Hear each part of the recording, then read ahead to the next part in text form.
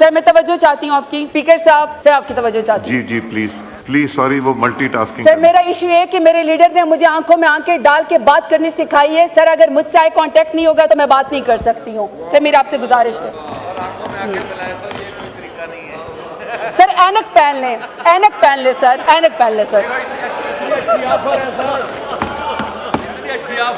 Sir leader हूँ, अपने हल्के से 1.5 लाख वोट लेकर आई हूँ, तो सर अगर आप मुझे सुनेंगे नहीं तो फिर मैं बात नहीं कर सकूंगी। मैं सुन लूंगा, देखूंगा नहीं। आई कांटेक्ट खवातीन के साथ अच्छा नहीं लगता। सर 52% खवातीन को अगर आप इग्नोर करेंगे, अगर आप देखेंगे नहीं ना, तो सर फिर ऐसा ही होगा, सिलेक्टेड लोग यहाँ पे आएंगे। मैं किसी भी खातून की आंख में आग डाल के नहीं देखता।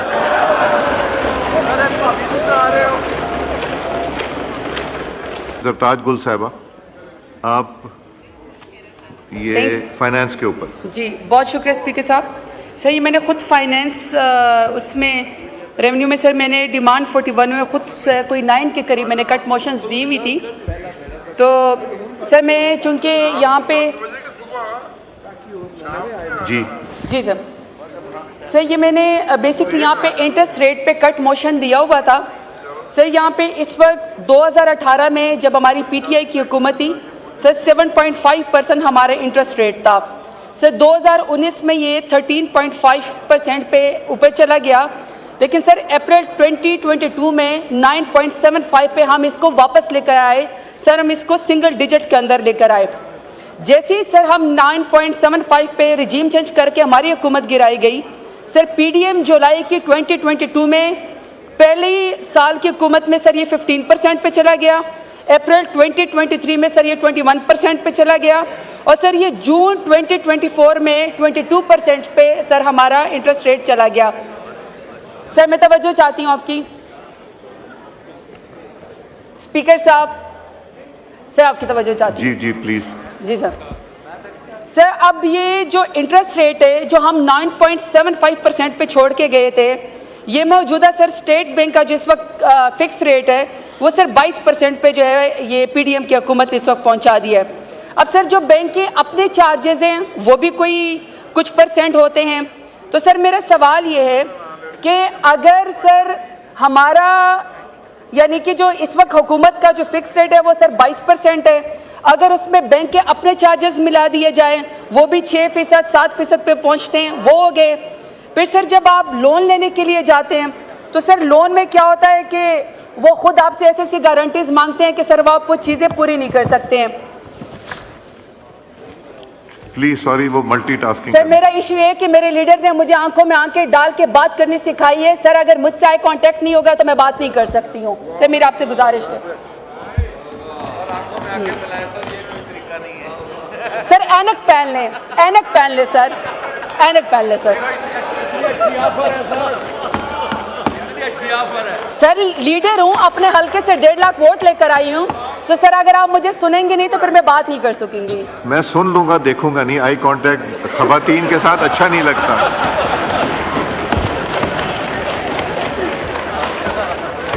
सर 52% खवातीन को अगर आप इग्नोर करेंगे, अगर आप देखेंगे नहीं ना, तो सर फिर ऐसा ही होगा, सिलेक्टेड लोग यहाँ पे आएंगे। मैं किसी भी खातून की आंख में आग डाल के नहीं देखता।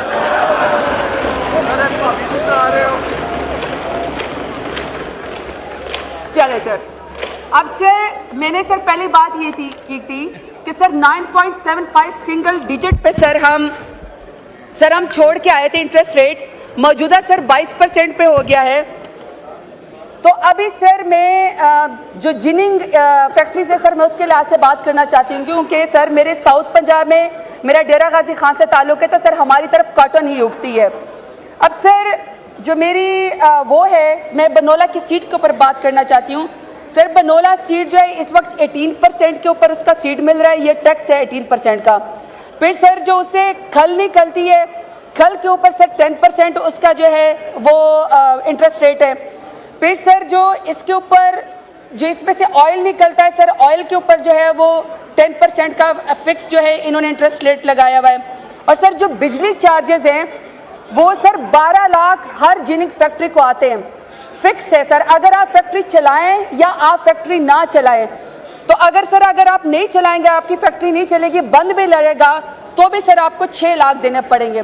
अब सर मैं सिर्फ इसलिए इस चीज़ के ऊपर बात कर रही हूँ कि हमारे साउथ पंजाब में चूंकि कॉटन उगती हैं, हमारी सारी सराय की खवातीन सर जो पर्दा कर दिए घरों से नहीं निकलती हैं, लेकिन कॉटन एक वाहिद फसल है सर, वो सारी खवातीन बाहर आती है, वो इसकी कॉटन की चुनाई करती हैं और सर पूरा साल में उनकी जेब में उस वक्त इंडिपेंडेंटली पैसे आते हैं जब वो खवातीन जो है वो पैसे बना सकती हैं।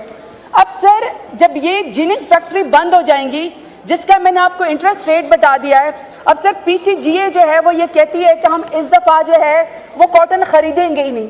अब सर जब वो कॉटन खरीदेंगे ही नहीं तो किसान के पास तो पैसे नहीं आएंगे, और वो जो हमारी खवातीन जो मैं आपको बता रही हूँ जो डेरा गाजी खान में साउथ पंजाब में कॉटन की चुनाई करती है, जो वो पहली दफ़ा फील करते हैं कि हम इंडिपेंडेंट हो गए हैं, सर ये एक तो ये वाला नुकसान हो गया कि खवातीन को सिर्फ बिस्क की लाइन में नहीं खड़ा करना कि आपने उनकी जेब में किसी तरीके से 10,000 या 12,000 डाले हैं, सर उनको तो हमने लेबर फोर्स के अंदर भी लेकर आना है, हमने उनको जॉब्स भी देनी है। तो सर ये जो इस वक्त पॉलिसी है मौजूदा हुकूमत, इसकी वजह से सर खवातीन की ये कपास की चुनाई की भी ये भी खत्म हो गई है। दूसरा सर कॉटन के रेशे से जो कपड़ा बनता है, टेक्सटाइल मिले जो है, अब सर टेक्सटाइल मिले बंद होने से ये आपकी जो और जो है सर वो जॉब की एम्प्लॉयमेंट जो है वो खत्म हो जाएगी। अब सर जब आपकी कॉटन मिल बंद हो जाएगी, जिनिंग फैक्ट्री आपकी बंद हो जाएगी, सर आपकी टेक्सटाइल जो है जब वो बंद हो जाएगी इतने बड़े इंटरेस्ट रेट पे, तो सर ये बहुत मुश्किल हो जाएगा।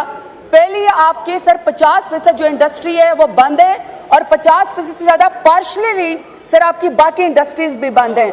तो सर 119% आपका इंक्रीज हो गया कि आपके मुल्क से एजुकेटेड नौजवान लड़के लड़कियां बच्चे बच्चियां ये मुल्क छोड़ के जा रहे हैं। इस साल में सर 15 लाख के करीब नौजवान आपका मुल्क छोड़ के चले गए हैं। लोग नकल मकाने पे मजबूर हो गए, लोग हिजरत करने के ऊपर मजबूर हो गए। मेरा ख्याल है कि सर जितना इनकी पॉलिसी ने इंटरेस्ट रेट ने सर ये बिल्कुल कॉस्मेटिक्स है, ये समझते हैं कि मुल्क से बाहर डॉलर नहीं जाएंगे, इकोनॉमिक एक्टिविटी होगी, सर इकोनॉमिक एक्टिविटी वो तो बिल्कुल रुक गई है। सर आप आंखें मिलाने के बजाय साइड से निकल के चले गए हैं।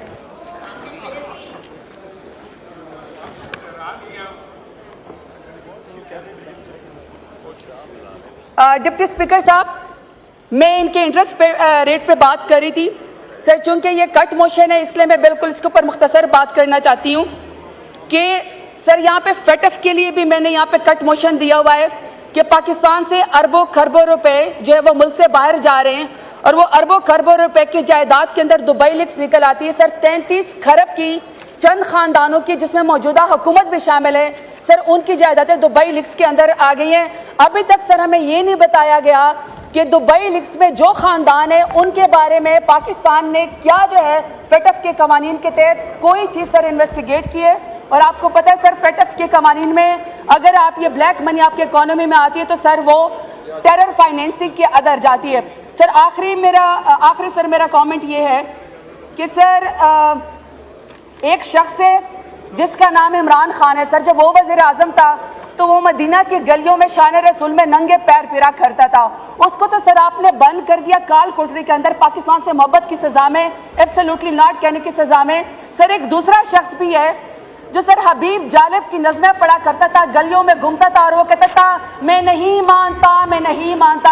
अब पता चला है वो सब कुछ मानता है, सब कुछ मानता है सर, किन की मानता है सर हमें वो बता दें। शुक्रिया सर।